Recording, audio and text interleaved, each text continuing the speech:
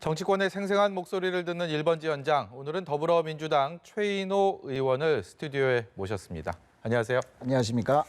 여쭤보고 싶은 게 많이 있었는데요. 지금 시국인 만큼 최근에 남북 관계에 관련된 말씀으로 문을 열어야 될 것 같습니다. 대북전단 살포에 대한 불만 표출로 개성공단 공동연락사무소 폭파가 됐고요. 이후에도 심상치 않은 말과 행동들이 이어지고 있습니다. 돌파구를 지금 찾지 못한 상황인데 어떻게 이 상황을 보고 계십니까? 우선 이 북한의 연이은 이 강경 입장과 행동들이 단기간에 끝날 것 같지 않다 하는 그런 점에서 걱정이 더 크고요. 실제로 이 남북 공동연락소가 폭파당했다 하는 그 사실처럼 이 남북 관계도 폭파당했다 하는 그런 상당히 위기에 처한 상황이다 이렇게 보고 있습니다. 예, 지금 절제된 기조를 유지해오던 청와대조차도 어제 윤도한 수석을 통해서 굉장히 강경한 발언이 나왔고요. 그만큼 이번 도발 이후에 우리 대북 정책이 과연 지금까지 옳았느냐, 4.27 판문점 선언의 따뜻했던 그 기운이 지금까지 이어지지 못하고 있는 데에 대한 비판이 안팎에서 나오고 있습니다. 이 대북 정책에 대해서는 어떻게 평가하고 계십니까?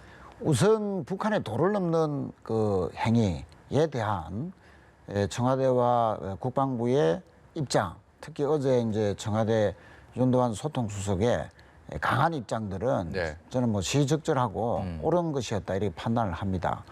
사실은 북한이 공동연락사무소를 폭파했다는 것 자체는 누가 봐도 이 도가 지나친 처사다 그렇게 판단할 수밖에 없고요.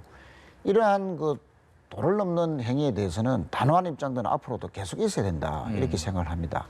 다만 우리가 남북 관계를 또 풀어가야 된다는 그런 차원에서는 뭔가 새로운 또 모멘텀을 만들 필요도 있고 그런 차원에서 특사라든지 또 여러 가지 채널을 다시 재가동할 수 있는 여건들을 만들어 가야 된다 이렇게 생각을 합니다.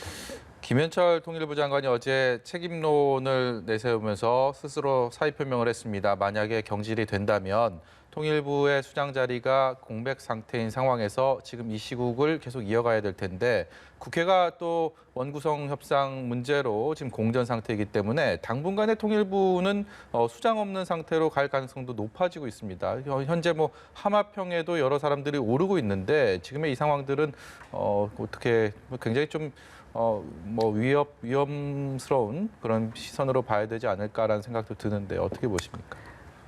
네, 그동안 통일부가 남북 관계를 좀 제대로 안착시키지 못했다 하는 그런 좀 평가가 있어 왔지 않습니까?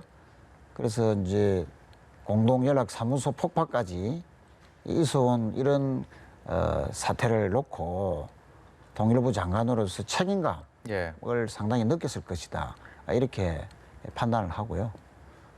또 사의 표명한 것은 또 새로운 통일부 장관이 임명이 된다면 뭔가 남북 간의 관계 개선에 어떤 모멘텀을 만들 수 있는 그런 계기로도 되지 않겠나 하는 그런 충정어린 또 판단이 있었을 것으로 봐집니다.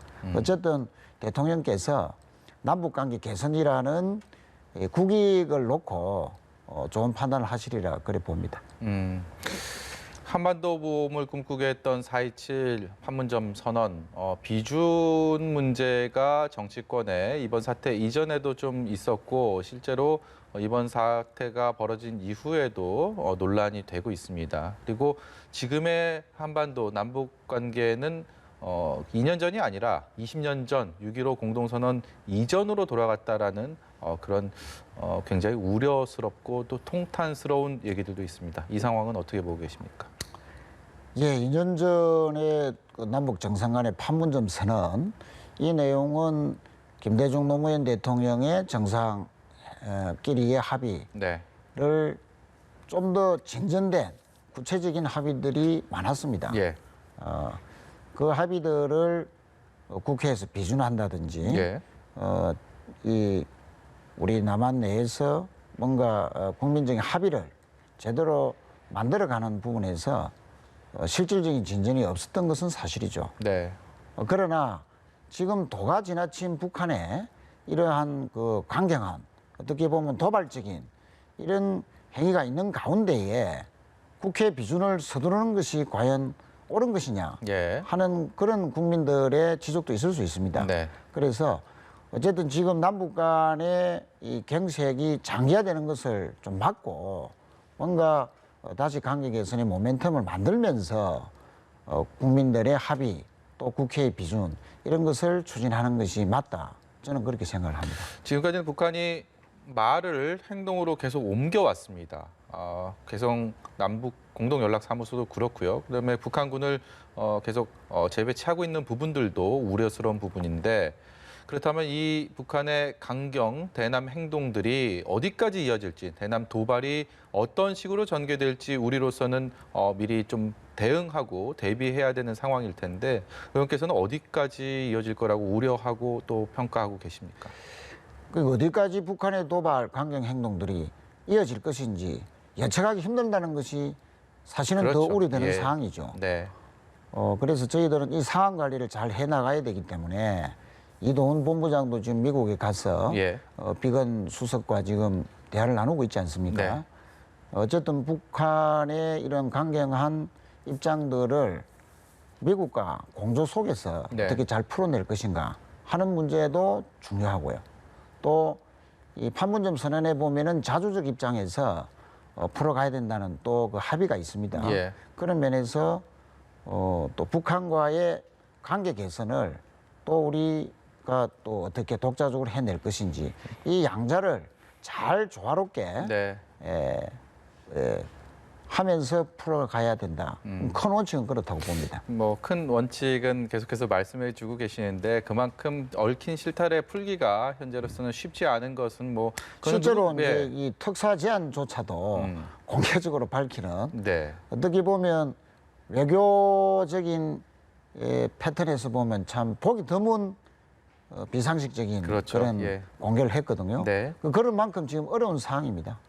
근데 우리 국회 역시도 지금 상황들이 어렵고 답답하기는 마찬가지인 것 같습니다. 이제 개헌과 동시에 상임위원장 배분 문제로 여야가 공전 상태 계속 평행선을 긋고 있는 상황에서 지금 북한 변수가 생겼단 말입니다. 이제 이 민주당 입장에서는 야당, 통합당에다가 초당적인 협조를 해달라라는 목소리를 내고 있는 반면에 야당에서는 지금까지 민주당은 우리 없이도 잘 하지 않았느냐. 그럼 민주당 알아서 해라라고 해서 이른바 버티기를 하고 있는 상황입니다. 엇박자가 이어지고 있는 이런 상황을 국민들이 원하는 국회 상과는 좀 거리가 멀어 보입니다. 여당이든 야당이든 어떻게 풀어야 되겠습니까?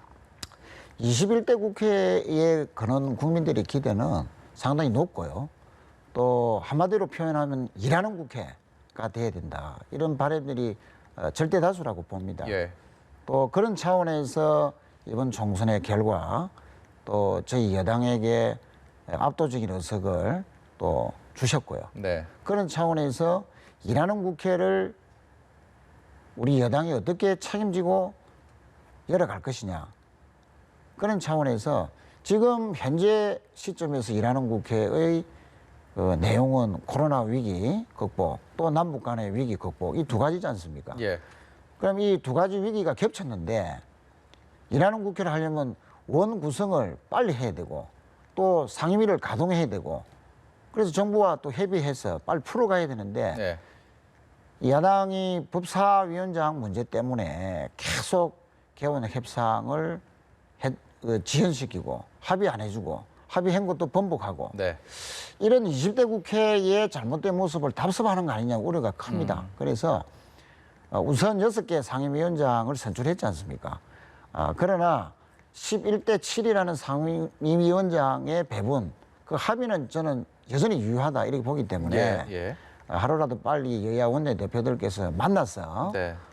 그 합의된 정신과 합의된 내용들에 대한 후속적인 조치 합의 이런 것을 빨리 가시적으로 네. 도출시켜내야 된다 이렇게 봅니다. 네, 민주당 전당대회 얘기 좀 해보겠습니다. 사실 이 얘기 듣고 싶어서 모셨던 건데 시국이 시국인 만큼 지금 다른 이슈들을 상당 시간을 할애해서 얘기를 했습니다. 전당대회 한 2달 정도 남았습니다. 이제 여기서 이제 176석의 민주당을 이끌어가야 되는 그런 지도부를 선출해야 되는데 공개적으로 이낙연 의원의 당대표 당위성을 지지하고 주장하고 계십니다. 어떤 이유로 해서 그렇게 결단하셨습니까? 뭐 제가 뭐 실명을 거론하면서 네. 지지선을 한 것은 아니고요. 네. 다만 저는 이번 전당대회가 코로나나 특히 남북 관계가 위기로 치닫는 가운데서 이제 치러지기 때문에 집권 여당으로서의 책임을 어떻게 국민들에게 보여드리고 네. 또 책임지는 모습을 우리가 스스로 만들어 가느냐 하는 것에 있다고 봅니다. 네. 그런 차원에서 집권 여당의 책임감은 뭔가 국민들이 기댈 수 있는 안정되고 또 통합적이고 또 문재인 정부의 국정성과를 제대로 뒷받침할 수 있는 지도력이 필요하지 않겠느냐. 예. 그런 차원에서 전당대회의 책임성을 강조했고요. 또 앞으로 이런 전당대회가 우리 내부에 어떤 누구는 되고 누구는 출마하지 말아야 된다 하는 그런 배제의 원칙이 아니라 이미 우리 당은 당권과 대권의 분리 원칙이 당헌에 되어 있습니다. 네. 대표가 되더라도 1년 전에는 이제 사표를 내게 돼 있거든요. 네. 그 페널티를 안고 대표로 출마하는 겁니다. 누구나. 네. 그래서 대권 주자니까 안 된다 하는 것은 이번 전당대회의 성격을 대권 경쟁의 장으로 잘못 이해한 측면이 있다. 그래서 이번 전당대회는 오롯이 코로나 위기, 남북관계 위기를 극복하는 그런 지도력이 만들어져야 된다 예. 하는 데 주목할 필요가 있다고 본 것입니다. 이 말씀하신 것처럼 그런 1년 전에 대선 1년 전에 물러서야 되는 민주당의 당헌에 따라서 당규에 따라서 이 7개월짜리 당대표가 되게 됩니다. 만약에 대선에 나서게 되면 이낙연 의원이야말로 뭐 현 시점에서는 유력한 차기 대권 주자이기 때문에 아마 그 룰에 따라서 당대표가 된다고 해도 물러설 가능성이 굉장히 높은데 그렇기 때문에 경쟁자들은 이 부분을 지적을 합니다. 지금 최 의원께서는 국난 극복이 우선이기 때문에 거기에 초점을 맞춰야 된다고 하지만 민주당은 뭐 워낙 지금 거대 여당에 또 인물들이 많기 때문에 굳이 국난 극복을 이낙연이 아닌 내가 해도 된다. 다른 분이 해도 된다. 이런 지적들도 많이 있거든요. 여기에 대해서는 어떻게 그 이론을 펼치시겠습니까? 그러니까 국난 극복을 위해서 제가 책임자다. 이렇게 나서는 것 자체가 매우 책임감 있는 자세 아니겠습니까? 예. 그래서 누구라도 이 국난 극복을 위한 책임자는 저고 저는 어떻게 해서 어떤 정책과 노선으로 또 실천으로 이 국난 극복을 위해서 집권 여당의 대표로서 힘을 보태겠다 예. 하는 그런 자세로 누구나 출마 의사는 가질 수 있는 것이죠. 네. 저는 그것을 강조한 것입니다. 예. 네, 오늘 말씀 여기까지 듣도록 하겠습니다. 다음번에 조금 더 다양한 주제로 다시 한번 모실 수 있었으면 좋겠습니다. 예. 지금까지 더불어민주당 최인호 의원이었습니다. 고맙습니다. 감사합니다.